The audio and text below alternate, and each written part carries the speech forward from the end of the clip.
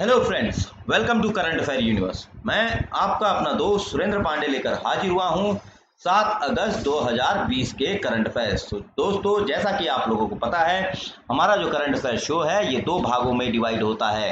तो आपका एक होता है वन लाइनर्स का सेक्शन और दूसरा सेक्शन होता है किसका? तो आपका सीए क्वेश्चन आंसर का। ठीक है, तो ये होता है दो भागों में डिवाइडेड होता है। अब दोनों में डिफरेंस क्या है कि वन लाइनर्स में जो है हम लोग केवल बहुत ही ब्रीफ में देखते हैं और करंट अफेयर क्वेश्चन आंसर में हम लोग जो है हर एक ऑप्शन को डिस्कस करते हैं। तो चलिए शुरुआत करते हैं अपने इस करंट अफेयर शो का। किससे? तो one liners of the day से। लेकिन उससे पहले आप लोगों को मेरे चैनल को सब्सक्राइब करना है। वीडियो पसंद आए तो लाइक करें, शेयर करें और जी हाँ, बेल आइकन दबाना ना भूलें, जिससे कि आप लोगों को नोटिफिकेशन सबसे पहले मिले। ओके, तो चलिए देखते हैं one liners of the day क्या है।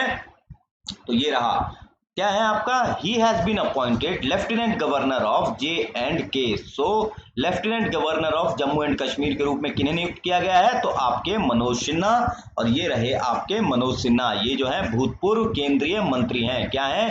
ये भूतपूर्व केंद्रीय मंत्री हैं। आगे, this Gujarat cadre IPS officer of CBI will investigate Sushant Singh Rajput case. तो कौन है ये है आपके मनोज शशिधर। कौन है? मनोज शशिधर। और ये गुजरात कैडर के IPS ऑफिसर हैं, ये CBI में है और ये जो है सुशांत सिंह राजपूत जो केस है सुसाइड का, उसको इन्वेस्टिगेट करेंगे। ओके, आगे बढ़ते हैं। On this day national handloom day is observe. तो नेशनल हैंडलूम डे कब ऑब्जर्व किया जाता है? ये है आपका अगस्त 7 को। कब? तो आपका अगस्त 7 को। ठीक है, अब नेशनल हैंडलूम डे जो है ये पहली बार कब मनाया गया था? तो ये पहली बार जो है मैं आपको यहाँ पे बता दूं, तो पहली बार जो है ये मनाया गया था 2015 में। कब? तो आपका 2015 में ये पहली बार मनाया गया था। और 7 अगस्त को ही हम लोग क्यों नेशनल हैंडलूम डे मनाते हैं? तो ये हम लोग इसलिए मनाते हैं क्योंकि आज ही के दिन यानी कि 7 अगस्त को 1905 में, कब? तो आपका 1905 में जो है स्वदेशी मूवमेंट लॉन्च हुआ था। क्या हुआ था? आपका स्वदेशी मूवमेंट लॉन्च हुआ था, इसलिए हम लोग इसको नेशनल हैंडलूम डे के रूप में मनाते हैं। और कल जो है मतलब कि 7 अगस्त को जो है नेशनल हैंडलूम डे पर एक कार्यक्रम रखा जाएगा और उसकी जो चीफ गेस्ट होंगी वो टेक्सटाइल मिनिस्टर। कौन? तो हमारी स्मृति ईरानी। कौन है आपकी नेशनल टेक्सटाइल मिनिस्टर? तो वो है आपकी स्मृति ईरानी। ठीक है, आगे बढ़ते हैं। Defence institute of advance technology यानी DIAT of this city bags first prize in smart India hackathon 2020। अब ये स्मार्ट इंडिया हैकाथॉन जो है ये अगस्त 1 से लेकर अगस्त 3 के बीच में चलाया गया था और ये विश्व का सबसे बड़ा हैकाथॉन था। किसका? तो विश्व का सबसे बड़ा। अब इसमें जिसने फर्स्ट प्राइज जीता है वो कौन है? वो है आपका defence institute of advance technology. और ये है आपका कहाँ बेस्ड है? ये है आपका पुणे में बेस्ड है। कहाँ बेस्ड है? आपका पुणे में बेस्ड है। और ये देखिए, ये रहा इसका DIAT का लीगो। और ये क्या है? ये लोगो जो है ये डीम्ड यूनिवर्सिटी है। क्या है आपका?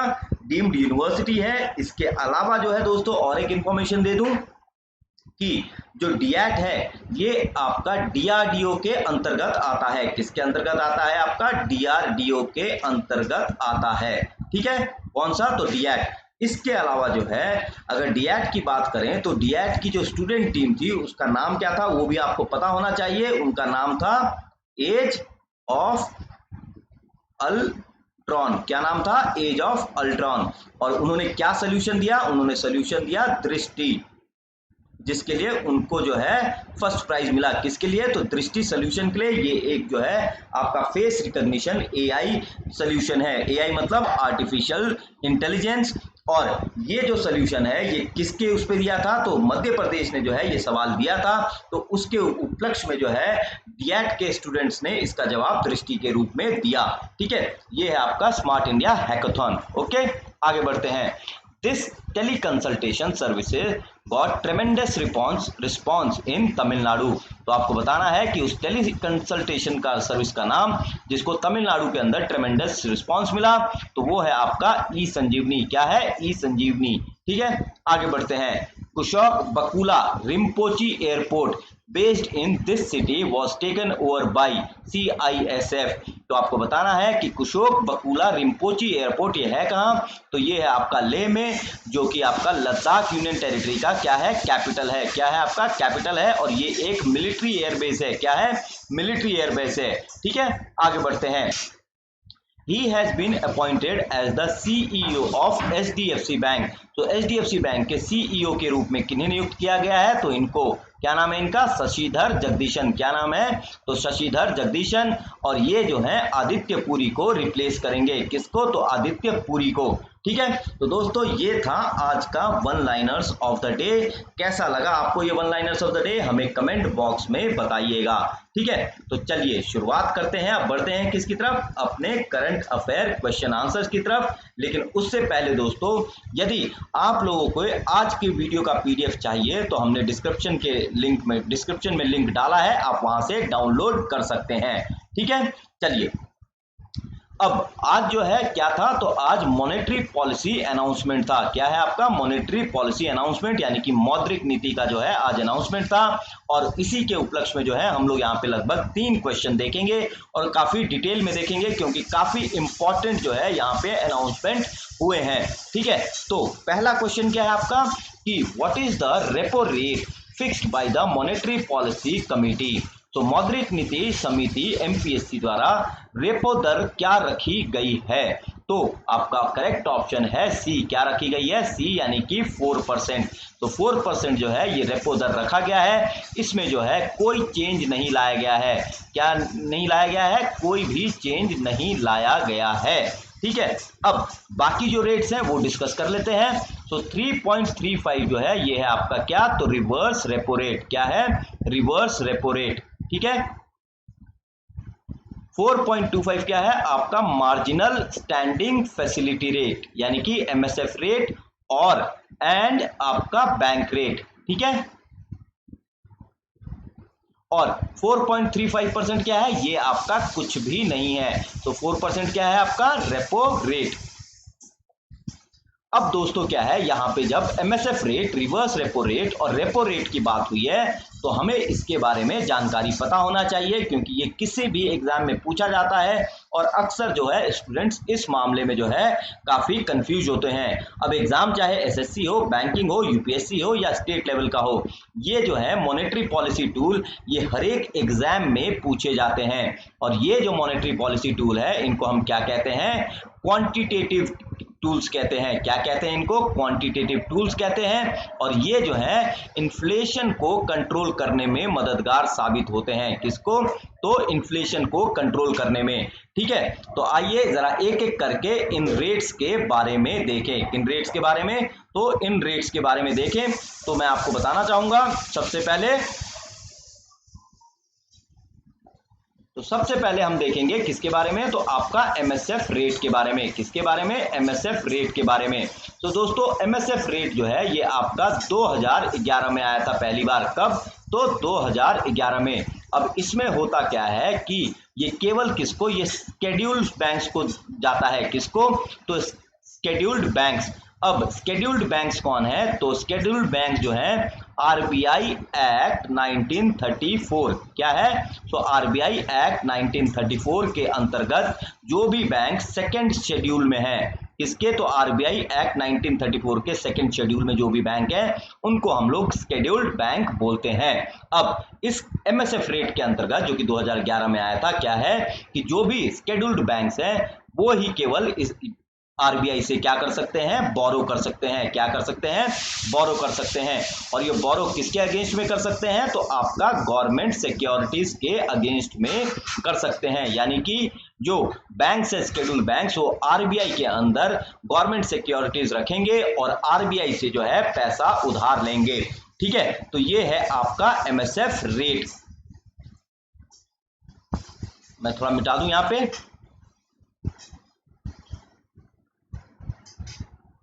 तो आप लोग को थोड़ा स्पेस हो जाएगा।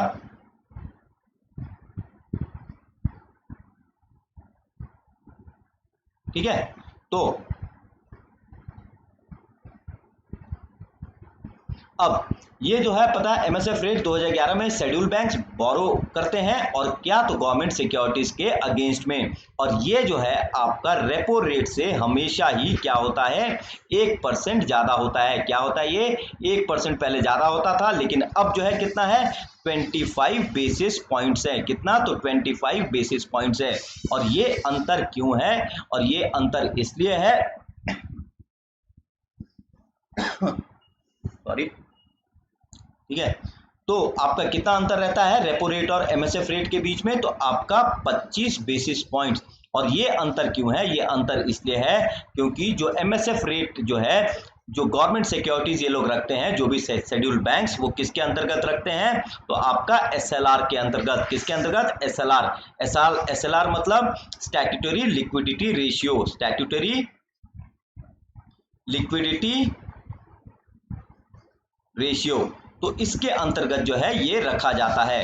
अब जब भी जो एमएसएफ रेट बढ़ाया जाएगा, ठीक है, जब भी एमएसएफ रेट बढ़ाया जाएगा तो क्या होगा कि इंटरेस्ट रेट यानी बोरिंग कॉस्टली हो गया, तो इंटरेस्ट रेट बढ़ जाएगा, बोरिंग कॉस्टली हो जाएगा, और जो रुपये की अवेलेबिलिटी है मार्केट में वो क्या हो जाएगी, गिर जाएगी। और जैसे ही रुपये की अवेलेबिलिटी मार्केट में गिरेगी, क्या होगा कि आपका रुपये का सप्लाई जो है ये भी घट जाएगा।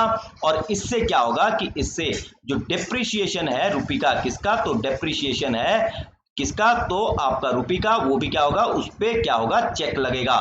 ठीक है, तो ये एसेंशियली क्या करता है कि फाइनेंशियल स्टेबिलिटी के लिए जो है ये एमएसएफ रेट को यूज किया जाता है। और इंपॉर्टेंट और एक पॉइंट क्या है इसमें कि ये जो है ओवरनाइट फैसिलिटी है। सो ओवरनाइट जो भी लिक्विडिटी में शॉर्टफॉल या एक्सेस आएगा तो उसको जो है एमएसएफ रेट के जरिए कंट्रोल किया जाता है। तो आई होप आप लोगों को एमएसएफ रेट यहाँ पे क्लियर हो गया होगा। ठीक है, अब किसकी तरफ बढ़ते हैं, तो अब बढ़ते हैं अपना किसकी तरफ, तो रिवर्स रेपो रेट की तरफ। Reverse repo rate. अब जो रिवर्स रेपो रेट है ये क्या है, आपका रिवर्स रेपो रेट है कि इसके जरिए क्या है कि जो आरबीआई है वो क्या करता है, बैंक से, यानी कोई भी बैंक हो उससे क्या करता है, बोरो करता है। क्या करता है, आपका बोरो करता है बैंक से। अब जब बोरो करता है तो क्या होता है कि वो बैंक्स को क्या करता है, एक rate of certain rate of interest देता है। क्या देता है, रेट ऑफ इंटरेस्ट देता है।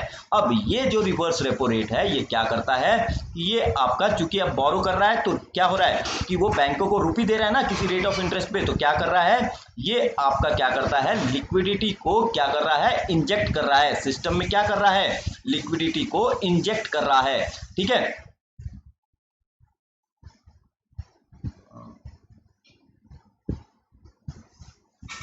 ठीक है, तो क्या करता है, ये लिक्विडिटी को इसमें इंजेक्ट करता है, किससे, रिवर्स रेपो रेट के जरिए। और ये जो रिवर्स रेपो रेट है क्या है, ये आपका रेपो रेट से हमेशा ही कम रहता है। क्या रहता है, आपका हमेशा ही कम रहता है। और ये कम क्यों रहता है, इसके पीछे जो है दो कारण है। क्या है, इसके पीछे दो कारण है। तो पहला कारण ये है कि ऑब्वियसली डिपॉजिट रेट, क्योंकि एक तरह से ये बैंकों का आरबीआई के पास क्या है, डिपॉजिट है, तो डिपॉजिट रेट हमेशा ही क्या होता है, कम रहता है। और चूंकि आरबीआई जो है, और ये जो है चूंकि रेपो रेट क्या होता है आपका, ये क्या है रेपो रेट, ये आपका लोन देने का दर है। किसको लोन देने का दर है, तो बैंक्स को लोन देने का दर है।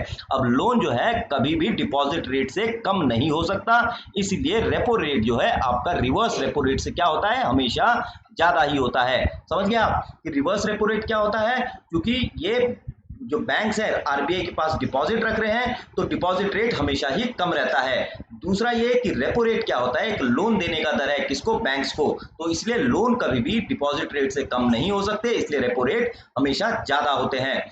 इसके अलावा और एक सबसे बड़ा कारण है कि रिवर्स रेपो रेट कम इसलिए रखता है आरबीआई, क्योंकि क्या है कि ये बैंक्स को डिस्करेज करता है कि आप मेरे पास पैसा मत रखें, और जो भी पैसा आपके पास है वो क्या करें, आप कस्टमर्स को दें। किसको दें, तो आप कस्टमर्स को दें। क्योंकि जैसा कि आपको पता है कि अगर जो इंटरेस्ट रेट जो अगर अट्रैक्टिव नहीं होगा तो कोई भी बैंक आरबीआई के पास पैसा नहीं रहेगा, और वो क्या करेगा, अच्छे इंटरेस्ट रेट पे किनको, तो कस्टमर्स को लोन दे सकेगा। तो ये जो है आपका पूरा मैकेनिज्म है आपका लिक्विडिटी को मेंटेन करने का रिवर्स रेपो रेट से। और रेपो रेट क्या होता है? रेपो रेट आपका ये क्या है? ये आपका है the rate at which RBI lends the commercial bank, यानी कि इस रेट पे आरबीआई किनको देता है? आपका कमर्शियल बैंक्स को देता है। ठीक है, आई होप दोस्तों यहाँ पे आप लोगों को जो है ये रिवर्स रेपो रेट और एमएसएफ रेट के बारे में काफी क्लैरिटी मिल गई होगी। और दोस्तों यहाँ पे एक जो चीज मैंने पढ़ाया है उसके बारे में थोड़ा सा मैं अनश्योर हूं कि रिवर्स जो रेपो रेट है ये लिक्विडिटी इंजेक्ट करता है या विड्रॉ करता है। तो आपको यदि पता है तो आप मुझे कमेंट बॉक्स में जरूर बता दें, और जो है आप जो है मैं इसके बारे में और आपको कल क्लैरिफिकेशन दे दूंगा। ठीक है, चलिए अब किसकी तरफ बढ़ते हैं? तो अब बढ़ते हैं आपका मॉनेटरी पॉलिसी कमेटी की तरफ। ठीक है, तो मॉनेटरी पॉलिसी कमेटी जो है ये आपका उर्जित पटेल कमेटी ने दिया था, 2013 में रेकमेंड किया था। उर्जित पटेल कौन है? ये आपके आरबीआई के गवर्नर रह चुके हैं भूतपूर्व, और अभी एट प्रेजेंट क्या है? ये national institute of public finance and policy, national institute of public finance and policy.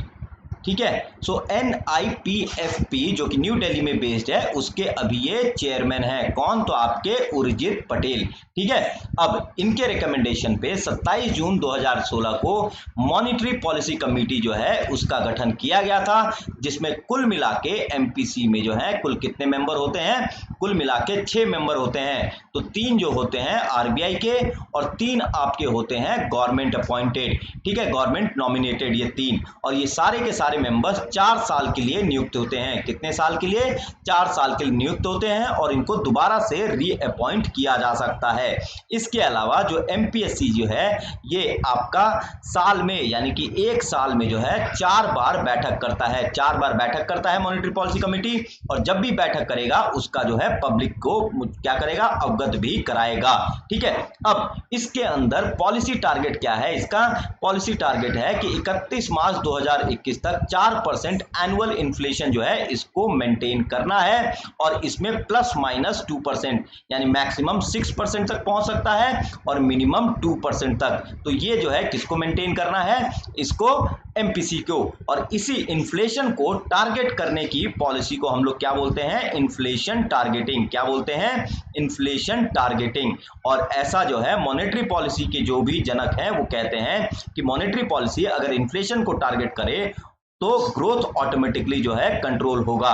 ठीक है, तो ये आपका है इन्फ्लेशन टारगेटिंग। ओके, अब बात उठती है क्या सबसे पहले उर्जित पटेल कमेटी ने रिकमेंडेशन दिया था MPC के लिए? जी नहीं, सबसे पहले जो है रिकमेंडेशन दिया था 2002 में। किसने? तो आपका YV रेड्डी कमेटी ने। किसने दिया था? आपका YV रेड्डी कमेटी ने 2002 में MPSC के गठन को लेकर। ठीक है, अब बात उठती है MPC के बारे में कौन कौन मेंबर्स है, ये भी आपका किसी भी एग्जाम में पूछा जा सकता है। तो MPC के मेंबर कौन कौन है? आपका शक्तिकांता दास जो कि आरबीआई के गवर्नर है, एक्स ऑफिशियो चेयरमैन होते हैं। माइकल देवव्रता पात्रा ये डिप्टी गवर्नर हैं। जनक राज हैं।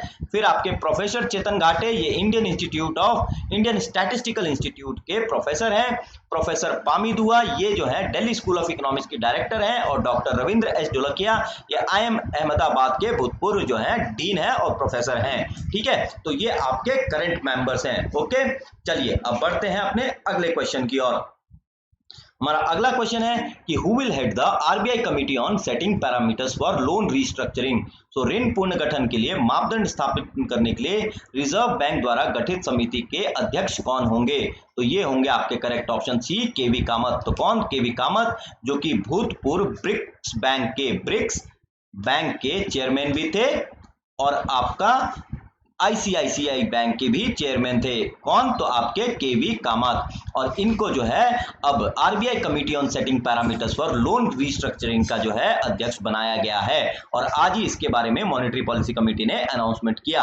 और ये क्या करेगा?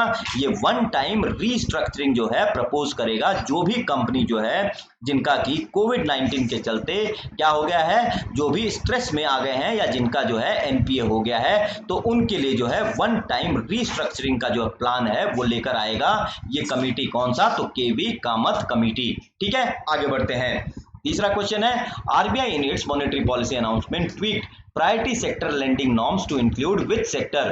तो आरबीआई ने अपनी मौद्रिक नीति में प्राथमिकता क्षेत्र को उधार देने के लिए मानदंड को संसाधित कर किस क्षेत्र को शामिल किया है, संशोधित कर किस क्षेत्र को शामिल किया है? तो ये है आपका करेक्ट ऑप्शन ए, स्टार्टअप को। किसको? तो स्टार्टअप को भी जो है प्रायोरिटी सेक्टर लेंडिंग नॉर्म्स के तहत आरबीआई ने अपने मॉनेटरी पॉलिसी में क्या किया है, इंक्लूड किया है। अब जो है प्रायोरिटी सेक्टर लेंडिंग की अगर बात होती है, किसकी? तो प्रायोरिटी सेक्टर लेंडिंग की। तो इसके तहत क्या है कि आरबीआई ये कहता है हर एक बैंक को कि अगर हमारे को इंक्लूसिव डेवलपमेंट करना है, क्या? तो इंक्लूसिव डेवलपमेंट यानी कि समावेशी विकास। ठीक है, सो समावेशी अगर विकास करना है तो हमें कुछ सेक्टर्स को जो है प्रायोरिटी क्या है कि प्रायोरिटी बेसिस पे लेंड करना पड़ेगा। और क्या कहता है आरबीआई कि हर एक जो भी बैंक है उसको 40% of the net time and deposit liability NTDL, सो इसका 40% जो है रिजर्व रखना पड़ेगा। किसके लिए? आप सॉरी रिजर्व नहीं, ये प्रायोरिटी सेक्टर लेंडिंग की तरफ जाना चाहिए 40%। इसमें से सबसे ज्यादा जाता है किसको? 18% एग्रीकल्चर को। किसको? एग्रीकल्चर को। और फिर 7.5% जाता है आपका MSME को। किसको?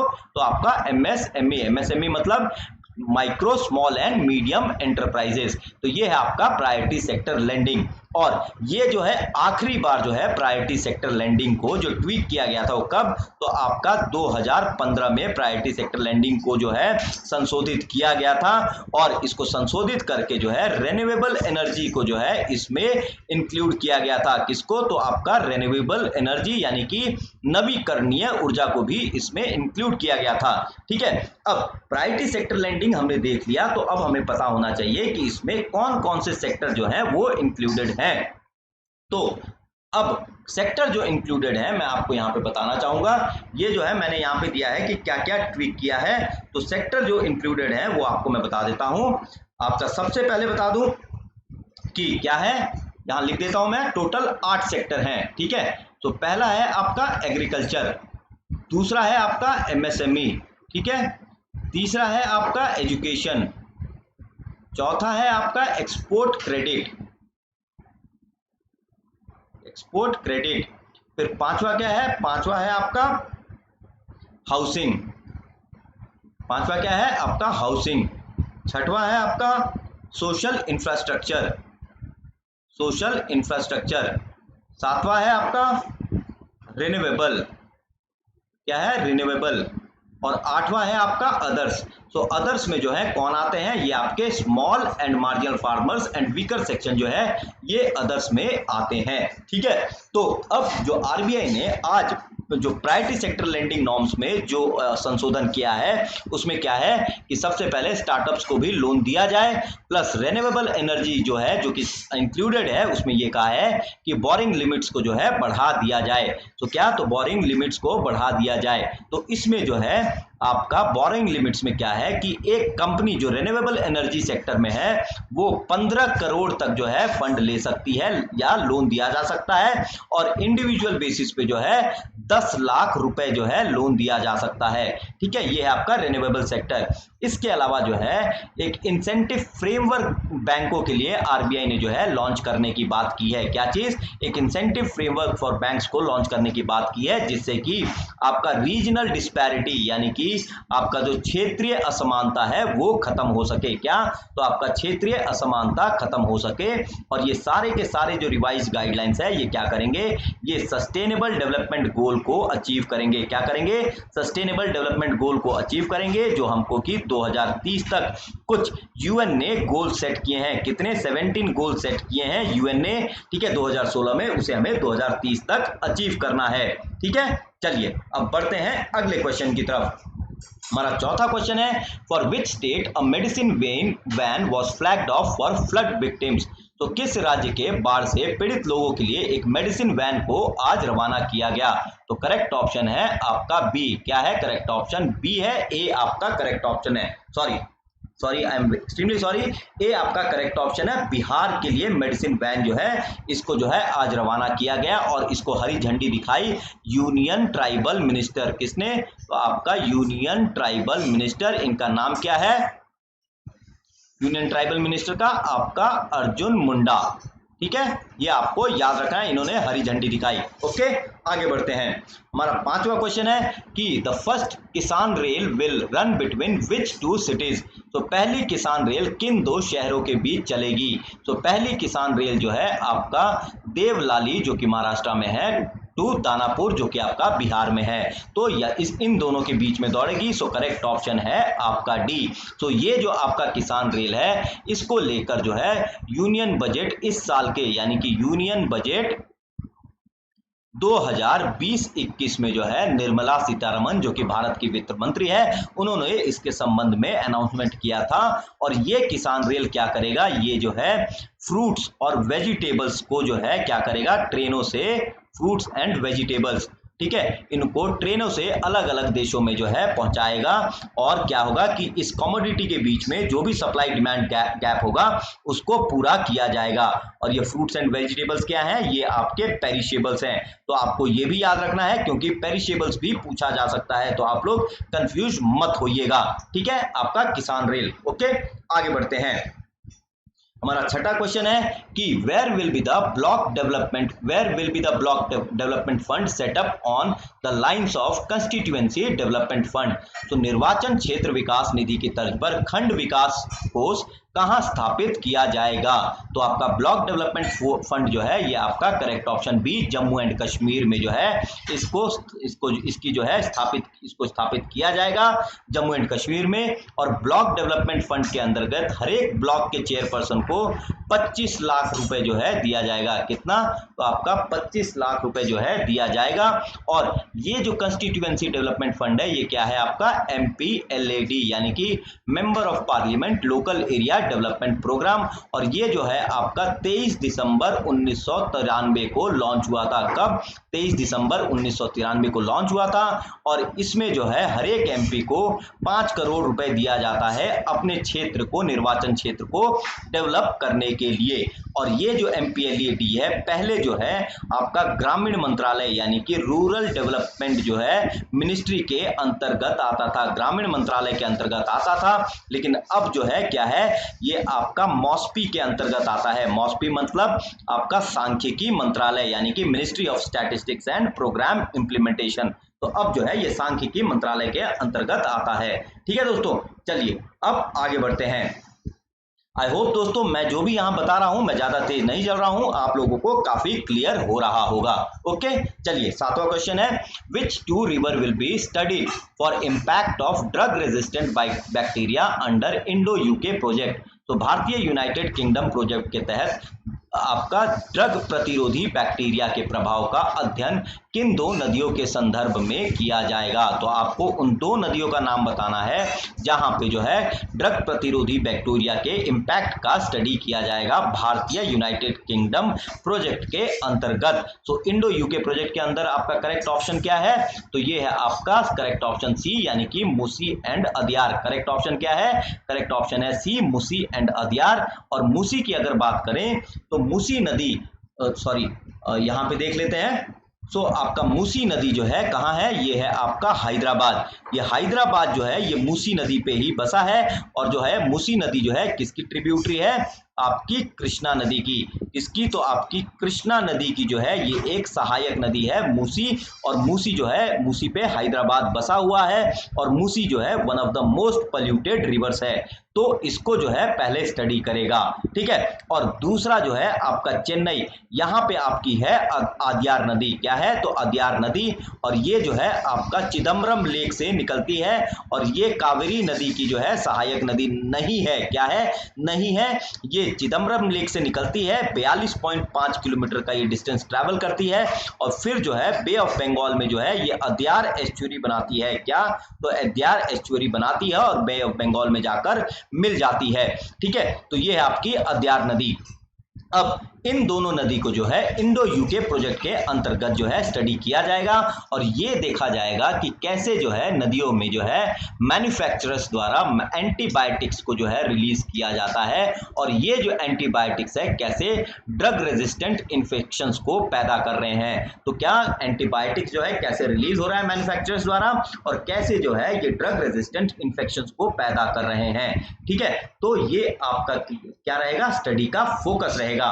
और इसको जो है स्टडी कौन कौन जॉइंटली करेंगे, तो आपका बर्मिंघम यूनिवर्सिटी और आपका आईआईटी हैदराबाद। कौन कौन, तो बर्मिंघम यूनिवर्सिटी और आईआईटी हैदराबाद। और इंडियन प्रोजेक्ट के जो लीड रहेंगे वो रहेंगे शशिधर थटिकोंडा, किसके, तो आईआईटी हैदराबाद के। और इस प्रोजेक्ट का जो टोटल कॉस्ट होगा पाउंड 1.2 मिलियन होगा और ये जो प्रोजेक्ट है आपका पाउंड 8 मिलियन आपका जो है इंडो यूके प्रोजेक्ट जो अभी हाल ही में अनाउंस किया गया था उसके अंतर्गत जो है इस प्रोजेक्ट को स्टडी किया जाएगा।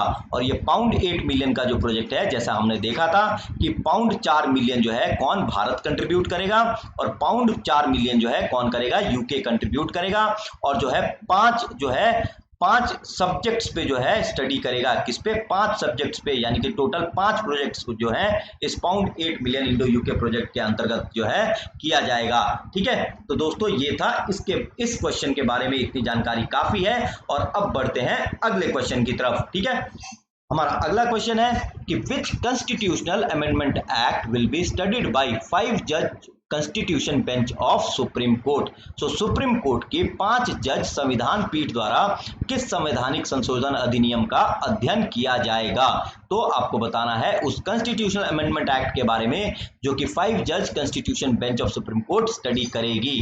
तो करेक्ट ऑप्शन है आपका ए, यानी कि 103rd कॉन्स्टिट्यूशनल अमेंडमेंट एक्ट। कौन सा, तो 103rd कॉन्स्टिट्यूशनल अमेंडमेंट एक्ट। अब जब 103rd कॉन्स्टिट्यूशनल अमेंडमेंट एक्ट की बात हुई है तो आपको यह जानना जरूरी है कि ये जो कॉन्स्टिट्यूशनल अमेंडमेंट एक्ट है ये जो है किससे संबंधित है। तो ये जो है आपका किससे संबंधित है, ये पिछले साल जनवरी 2019 में जो है इसको लाया गया था और इसके अंतर्गत गवर्नमेंट जॉब्स और कॉलेज एडमिशंस में जो भी इकोनॉमिकली वीकर सेक्शंस थे जनरल कैटेगरी में, उसको नरेंद्र मोदी सरकार ने 10% रिजर्वेशन प्रोवाइड किया था। और इसके लिए जो है अनुच्छेद 15(6) और अनुच्छेद 16(6) जो है ये जोड़ा गया था। तो आर्टिकल 15(6) और आर्टिकल 16(6) जो है इसको जोड़ा गया था। ठीक है, अब इसके इकोनॉमिकली वीकर सेक्शन की जब बात उठी है तो हमें यहाँ पे उसके एलिजिबिलिटी जो है उसको भी पता होनी चाहिए कि ईडब्ल्यूएस के अंदर कौन कौन जो लोग हैं वो एलिजिबल हैं। ठीक है, तो आपका कौन कौन एलिजिबल है, तो पहला जो है आपका जिनकी इनकम 8 लाख रुपए प्रति मतलब कि साल से कम है, यानी कि जिनकी साल में इनकम 8 लाख रुपए है और उससे कम है तो वो इसके लिए एलिजिबल है। उसके अलावा जिनके पास 5 एकड़ से ज्यादा एग्रीकल्चर लैंड नहीं है वो भी जो है इसके लिए एलिजिबल है। ठीक है, फिर उसके बाद जो है आपका क्या है कि 1000 स्क्वायर फीट का या उससे ऊपर का जो है अगर रेसिडेंशियल फ्लैट ओन करते हैं तो जो है ये लोग वो जो है एलिजिबल नहीं है। और उसके अलावा एक रेसिडेंशियल प्लॉट जो कि 100 यार्ड से ज़्यादा नोटिफाइड एरियाज में नहीं है और 200 यार्ड से ज़्यादा नॉन नोटिफाइड म्युनिसिपल एरियाज में है, तो वो जो है इसके लिए एलिजिबिलिटी को पूरा करेंगे। ठीक है, अब जो है आपका आर्गुमेंट क्या है, जो कि आर्गुमेंट दिया गया किसमें, तो आपका आर्गुमेंट दिया गया जो सुप्रीम कोर्ट में, वो क्या आर्गुमेंट दिया गया कि ये जो कॉन्स्टिट्यूशनल अमेंडमेंट एक्ट है ये आपका क्या है कि ये सबसे पहले क्या है कि ये 50% का जो सीलिंग है जो सुप्रीम कोर्ट की 9 जज की खंडपीठ ने इंदिरा सोहनी केस जो कि 1994 में आया था उसमें जो 50% की सीलिंग रखी थी उसको क्या करता है, ये उसको जो है उसको ब्रीच करता है। दूसरा वो ये कहता है कि दूसरा जो इस एक्ट के अंदर जो प्राइवेट और अनएडेड इंस्टीट्यूशन को जो रिजर्वेशन एक्सटेंड किया गया है तो वो जो है आर्टिकल 19(1)(g) को वायलेट करता है। किसको, आर्टिकल 19(1)(g) जो कि ये देता है कि आप कहीं भी जो है ट्रेड के मामले में आप फ्रीली प्रोफेस कर सकते हैं। You can freely profess your trade anywhere in the country, ये आपका आर्टिकल 19(1)(g) में दिया गया है। ठीक है, और इन आर्गुमेंट्स के बाद सुप्रीम कोर्ट ने ये डिसाइड किया कि हम जो है आर्टिकल 145(3) के अंतर्गत आपका जो है ये क्या है, आपका जो है हम लोग, ठीक है, सॉरी दोस्तों, तो हम लोग जो है, एक्सक्यूज में, थोड़ा सा मैं पानी पी रहा हूं दोस्तों। ठीक है, तो आपका जो है आर्टिकल 145(3) जो कि कॉन्स्टिट्यूशन का है, उन red with order 28 rule of supreme court of rules 2013, इसके अंतर्गत जो है बेंच ने एग्री किया कि हम 5 जज की खंडपीठ जो है बनाएंगे इस एक्ट को स्टडी करने के लिए। ठीक है दोस्तों, तो ये था आपका 103rd कॉन्स्टिट्यूशनल अमेंडमेंट एक्ट के बारे में, और ये यूपीएससी के एग्जाम पॉइंट ऑफ व्यू से काफी इंपॉर्टेंट हो जाता है। लेकिन अब यहाँ पे जो हमने ऑप्शन दिया है इसके बारे में भी थोड़ा हम जान ले कि जो 100th अमेंडमेंट एक्ट है ये क्या करता है। तो जो 100th अमेंडमेंट एक्ट है ये जो है आपका 2015 में आया था, और ये क्या करता है, ये फर्स्ट शेड्यूल ऑफ कॉन्स्टिट्यूशन को जो है अमेंड करता है। किसको करता है? फर्स्ट शेड्यूल ऑफ आपका कॉन्स्टिट्यूशन को। ठीक है, फर्स्ट शेड्यूल, और इसके तहत क्या है कि ये जो है आपका इंडिया बांग्लादेश ट्रीटी से संबंधित है। किससे संबंधित है? इंडिया बांग्लादेश ट्रीटी से संबंधित है। ठीक है, अब आपका जो है 101 आपका है 101 फर्स्ट अमेंडमेंट, ये आया था आपका 2017 में, और ये जो है क्या करता है, ये इंट्रोड्यूस करता है आपका जीएसटी, क्या? तो आपका गुड्स एंड सर्विसेज टैक्स। ठीक है, फिर आपका 102nd, ये जो है आपका कब आया था? ये आपका 2018 में आया था, और ये क्या करता है, ये देता है national commission for backward class. तो क्या स्थापना करता है? तो national commission for backward class. ठीक है, तो ये सारे जो है आपका अमेंडमेंट्स है, ये आपको याद रखना है। ओके, चलिए अब बढ़ते हैं अगले क्वेश्चन पे। Tigress Sundari will be relocated from Satkosia tiger reserve to which tiger reserve? So बाघिन सुंदरी को सतकोसिया टाइगर रिजर्व से किस टाइगर रिजर्व में स्थानांतरित किया जाएगा? तो आपका करेक्ट ऑप्शन क्या है? आपका करेक्ट ऑप्शन है बी, कान्हा टाइगर रिजर्व। कहां? तो बी, कान्हा टाइगर रिजर्व, जो कि आपका एमपी में है। और मैं आपको बता दूं कि जो टाइग्रस सुंदरी जो है ये बांधवगढ़ टाइगर रिजर्व जो कि एमपी में है, उससे जो है सतकोसिया टाइगर रिजर्व में जो है क्या किया गया था? इंटर स्टेट ट्रांसलोकेशन हुआ था। क्या हुआ था? Inter state translocation. और ये जो है पहला इंटर स्टेट ट्रांसलोकेशन था बाघों का। तो आपके 2 टाइगर जो हैं आपके ओडिशा के सतकोसिया में जो है रेलोकेट किए गए थे। तो एक का नाम क्या था, मुझे एक का नाम याद नहीं आ रहा है, और दूसरे का नाम सुंदरी है, और एक का नाम कुछ एम से है, मुझे याद नहीं आता, मेघा कुछ ऐसा है, सॉरी दोस्तों। ठीक है, तो आपका दूसरी टाइगर का नाम क्या है? सुंदरी। तो एक जो है टाइगर वो मर गया, और दूसरी सुंदरी जो है इसको कैप्टिविटी में रखा गया था। किनके द्वारा? तो आपका सतकोसिया टाइगर रिजर्व के अथॉरिटी के द्वारा। अब जाके जो है एनटीसीए ने कहा है कि आप जो है सतकोसिया टाइगर रिजर्व में जो टाइग्रस सुंदरी है उसको आप जो है कान्हा टाइगर रिजर्व में रेलोकेट करें विद इन 1 मंथ। अब जब एनटीसीए की बात हुई है तो आपका एनटीसीए के चेयरमैन कौन होते हैं? ये आपके पर्यावरण मंत्री यानी कि एनवायरनमेंट मिनिस्टर जो है ये आपके एनटीसीए के चेयरमैन होते हैं। तो एनवायरनमेंट मिनिस्टर कौन है? ये हैं आपके प्रकाश जावड़ेकर। और एनटीसीए की स्थापना कब हुई थी? दिसंबर 2005 में। कब? तो दिसंबर 2005 में। ठीक है, अब जरा मैप में हम लोग देख लेते हैं कि आपका सतकोसिया और आपका बांधवगढ़ टाइगर रिजर्व कहां है। तो मैप में जरा हम देख लें, तो मैप के हिसाब से देखिए तो ये रहा आपका सतकोसिया टाइगर रिजर्व। ठीक है, सॉरी दोस्तों, तो ये रहा आपका सतकोसिया टाइगर रिजर्व, और बांधवगढ़ आपका ये रहा, और कान्हा आपका कहां रहा? ये रहा कान्हा। ठीक है, तो ये हैं आपके टाइगर रिजर्व। ठीक है, चलिए अब आगे बढ़ते हैं। अच्छा, यहां पे मैं 2 चीज बता दूं, आंसी डांडेली ये आपका कर्नाटका में है। ठीक है, और बंदीपुर भी ये आपका कर्नाटका में है। ठीक है दोस्तों, चलिए आगे बढ़ते हैं। 10वां क्वेश्चन है who one the gold in online Khelo India kick boxing championship. तो ऑनलाइन खेलो इंडिया किक बॉक्सिंग चैंपियनशिप में किसने स्वर्ण पदक जीता? तो ये है आपकी रुतबा शबीर और ये जम्मू कश्मीर की हैं। तो इन्होंने जो है क्या जीता है, खेलो इंडिया में किक बॉक्सिंग चैंपियनशिप का गोल्ड मेडल जीता है, जो कि ऑनलाइन आयोजित किया गया था। ठीक है, और ये जितने भी खिलाड़ी हैं ये क्या हैं, ये वुशु के खिलाड़ी हैं। भारत को ये लोग वुशु में रिप्रेजेंट करते हैं। ठीक है, आगे बढ़ते हैं। 11वां क्वेश्चन है name the virus that has infected 67 people with 7 dead in China. तो उस वायरस का नाम बताएं जिसके कारण चीन में 67 लोग बीमार और 7 लोग मर गए हैं। तो आपको उस वायरस का नाम बताना है। तो आपका जो करेक्ट ऑप्शन है वो है आपका ए, यानी कि टिक बॉर्न वायरस। क्या है? तो टिक बॉर्न वायरस है आपका। और यहां पे मैं आपको बता दूं, ये जो वायरस है ये कौन सी बीमारी करता है, इस बीमारी का नाम है, मैं आपको वेट कीजिए मैं बता रहा हूं।